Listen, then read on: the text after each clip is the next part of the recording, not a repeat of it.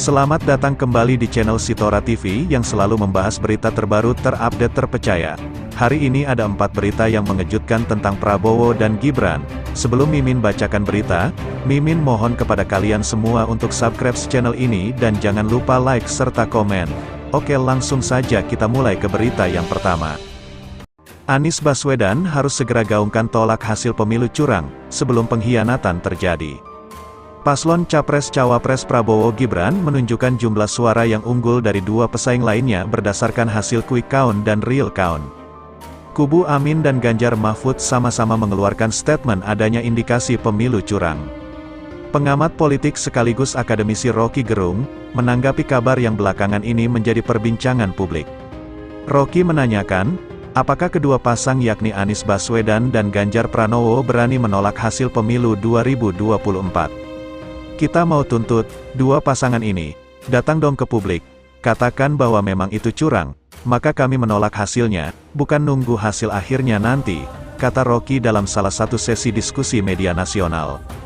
Rocky bahkan mendorong untuk mempublikasikan penolakan pemilu kepada masyarakat luas. Menurut penilaian Rocky Gerung, jika Anies Muhaimin dan Ganjar Mahfud tidak segera hal tersebut, maka dikhawatirkan ada pihak-pihak dari pengusung atau pendukung, kedua melakukan transaksional secara diam-diam dan memilih merapat ke kubu Prabowo Gibran. Kalau nunggu hasil akhirnya negosiasi sudah panjang, itu sudah ada bocor halus ke Ganjar atau bocor gede ke Anies, lalu transaksi kecil-kecil, Nasdem pasti merasa, sudahlah, sudah kalah mending mendekatlah, kira-kira begitu, jelasnya. Kabar yang kedua, kata Anies lapor kecurangan bukan mau membolak-balik hasil pemilu. Calon Presiden nomor urut 1 Anies Baswedan mengajak pendukung, relawan dan simpatisan, terus mengawal penghitungan suara yang saat ini masih berlangsung di Komisi Pemilihan Umum, KPU. Capres yang diusung Partai Nasdem, Partai Keadilan Sejahtera, dan Partai Kebangkitan Bangsa itu berharap pendukungnya mendokumentasikan temuan pelanggaran dan melaporkan ke tim hukum Timnas Amin. Kalau menemukan penyimpangan, menemukan kecurangan, itu bukan soal mau membolak-balikan hasil pemilu, ini bagian dari perubahan, kata Anies, lewat kanal YouTube pribadinya, Senin, 19/2. Calon presiden yang didukung Koalisi Perubahan untuk Persatuan itu juga menginginkan pemilu berjalan jujur dan transparan, sehingga kualitas demokrasi tetap terjaga. Anies juga menyatakan, pemilu tidak seperti pertandingan sepak bola, yang tak berdampak nyata bagi para pendukung, karena, ketika pemilu selesai, ada dampak signifikan kepada seluruh rakyat. Dalam kompetisi demokrasi, dampaknya pada kebijakan, jadi kita harus serius, tandasnya. Berdasar hasil quick count, paslon nomor urut 2 Prabowo Gibran mendapatkan perolehan suara tertinggi, disusul paslon nomor urut 1 Anies Muhaimin dan paslon nomor urut 3 Ganjar Mahfud. Kabar yang ketiga, Surya Paloh bertemu Jokowi. Jubir Timnas Amin tegaskan Koalisi Perubahan tetap solid. Juru bicara, Jubir, Tim Nasional Pemenangan Anies Baswedan Muhaimin Iskandar, Timnas Amin, Billy David Nerotumilena turut merespons pertemuan antara Ketua Umum Partai Nasdem Surya Paloh dengan Presiden Joko Widodo, Jokowi, di Istana Merdeka pada Minggu, tanggal 18 Februari tahun 2024 malam. Billy menegaskan, Partai Politik Koalisi Perubahan pengusung pasangan calon presiden dan wakil presiden, Capres-Cawapres, nomor urut 1, Anies Baswedan Muhaimin Iskandar tetap solid meski Surya Paloh bertemu Jokowi. Tentu kami sangat menghormati hal tersebut, Koalisi Perubahan tetap solid dan mengawal proses Pilpres sampai tuntas, kata Billy saat dikonfirmasi, Senin, tanggal 19 Februari tahun 2024. Dia pun enggan menanggapi secara dalam terkait pertemuan Surya Paloh dan Jokowi tersebut. Billy meminta agar seluruh pihak menanti pernyataan resmi dari Surya Paloh atas pertemuannya dengan Presiden Jokowi.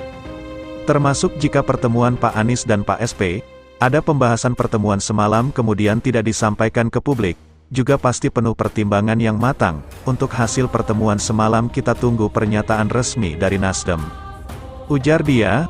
Hal senada juga disampaikan juru bicara Partai Keadilan Sejahtera, PKS, Ahmad Mabruri yang menyatakan Koalisi Perubahan tetap solid hingga saat ini.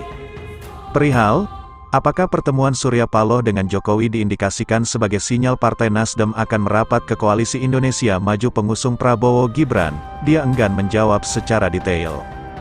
Dengan Nasdem dan PKB kita akur juga dengan para relawan, amin.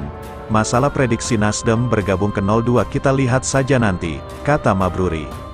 Politikus Partai Amanat Nasional, PAN, Saleh Partaonan Daulay mengatakan, pertemuan Presiden Joko Widodo atau Jokowi dengan Ketua Umum Partai Nasdem Surya Paloh semestinya diapresiasi.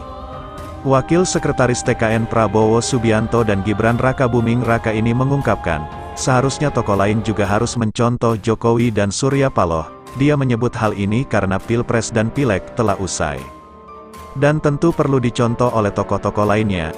Pilpres dan Pileg sudah selesai, rakyat sudah menentukan pilihan, sudah pada saatnya, semuanya duduk bersama, kembali memikirkan apa yang akan dilakukan untuk memajukan bangsa dan negara, kata Saleh dalam keterangannya, Senin, tanggal 19 Februari tahun 2024. Dia menyebut adanya silaturahmi antara Surya Paloh dan Jokowi, akan mengurangi ketegangan antar pendukung. Apalagi kalau capres dan cawapresnya bisa bertemu. Tentu sembari menunggu hasil akhir. Saya menilai, itu justru sangat penting. Itu bisa diindikasikan sebagai bentuk kecintaan pada bangsa dan negara. Dengan begitu, semuanya menjadi tenang, pungkasnya. Sementara itu, Sekretaris Jenderal PDIP Hasto Kristianto menilai, pertemuan Presiden Joko Widodo, Jokowi, dengan Ketua Umum Partai Nasdem Surya Paloh justru memperkuat adanya dugaan kecurangan pemilu 2024. Upaya-upaya konsolidasi yang justru dilakukan ketika pemilu belum selesai, ini memperkuat kecurigaan bahwa ada persoalan terkait dengan pemilu itu, ujar Hasto di Gedung HN, Jakarta, Senin, tanggal 19 Februari tahun 2024. Menurut Hasto, jika pemilu sudah berjalan sesuai koridor maka tak perlu adanya konsolidasi dengan partai. Kalau sudah aman-aman yakin dukungan rakyat seperti itu, ngapain harus dilakukan suatu langkah-langkah seperti itu, imbuh Hasto. Sehingga pertemuan antara Jokowi dan Surya Paloh ini justru menunjukkan bahwa demokrasi dalam masalah besar.